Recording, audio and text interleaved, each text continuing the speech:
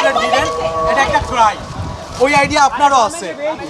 তো আমি এখানে কোনো কাজ নাম্বার ঠিকই রাখে, হ্যাঁ, খালি পুলিশ হেডকোয়ার্টার। এটা কিন্তু একটা পার্ট আপনার নাম্বারের, বিকজ পুলিশ হেডকোয়ার্টারের ইঞ্জিন নাম্বার এত।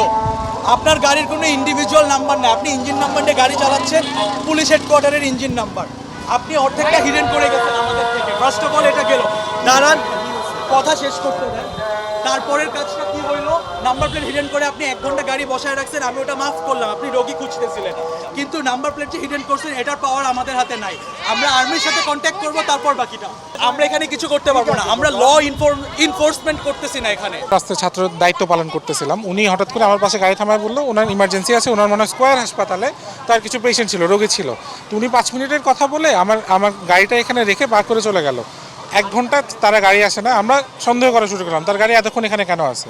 পরে ফার্দার ইন্সপেকশনের পরে দেখা গেলো সে তার নাম্বার প্লেট লুকায় রাখছে গাড়ির, ইঞ্জিন, তাদের ইঞ্জিন ইয়াটা ওদিকে উপরে যেটা থাকে।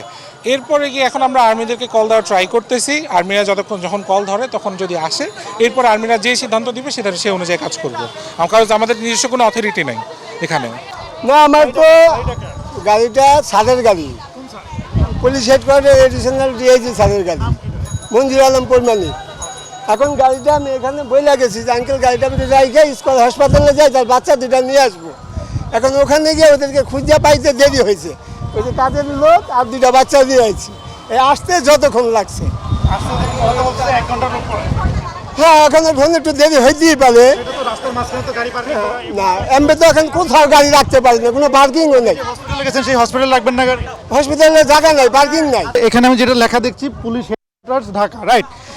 পুলিশ হেডকোয়ার্টারের মানে তার মানে পুলিশের গাড়ি, রাইট? পুলিশের ওয়াইফ কি ব্যবহার করতে পারে? সেটা তো আমি জানি না। আপনি নিয়ে আসেন। ওই যে ওয়াইফ জানে আমাকে বলছে হসপিটালে যাইতে হবে, আসছি। আমি জানলে যে গাড়িতে যিনি আছেন আমি তার সাথে একটু কথা বলবো। আমি জাস্ট জানতে চাই যে এটি পুলিশের কাজে ব্যবহৃত হচ্ছে না ব্যক্তিগত কাজে ব্যবহৃত হচ্ছে, একটু যদি বলতেন প্লিজ। আমাকে একটু বলবেন যেটি পুলিশের কাজে ব্যবহৃত হচ্ছে না ব্যক্তিগত কাজে ব্যবহৃত হচ্ছে, আপু একটু বলবেন কাইন্ডলি। এখন তো পুলিশ কোনো কার্যক্রম করছে না, তাহলে আপনারা পুলিশের গাড়ি নিয়ে কেন ব্যক্তিগত কাজে রাস্তায় নেমেছেন? দর্শক, আমরা দেখছিলাম যে একটি গাড়ি বের হয়েছে, সেটি পুলিশের ব্যক্তিগত কাজে বের হয়েছে। এখন এই মুহূর্তে পুলিশ আসলে কোনো ধরনের কার্যক্রম করছে না। সেক্ষেত্রে পুলিশের হেডকোয়ার্টার এবং পুলিশের নাম্বার প্লেট নিয়ে একটি গাড়ি হচ্ছে ব্যক্তিগত কাজে রাস্তায় বের হয়েছে, এবং কিছুক্ষণ আগে সেই গাড়িটি হচ্ছে রাস্তায় বন্ধ করার অপরাধে ছাত্ররা তাদেরকে অনেকক্ষণ শাস্তি দিয়েছিল।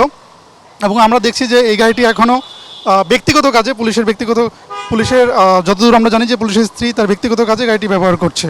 আমরা এই মুহূর্তে দেখছি যে গাড়িটি পান্থপথে যে রাস্তাটি আছে সেই রাস্তায় গাড়িটি এখনও চলাচল করছে। আমরা একটু আপনাদেরকে দেখানোর চেষ্টা করছি।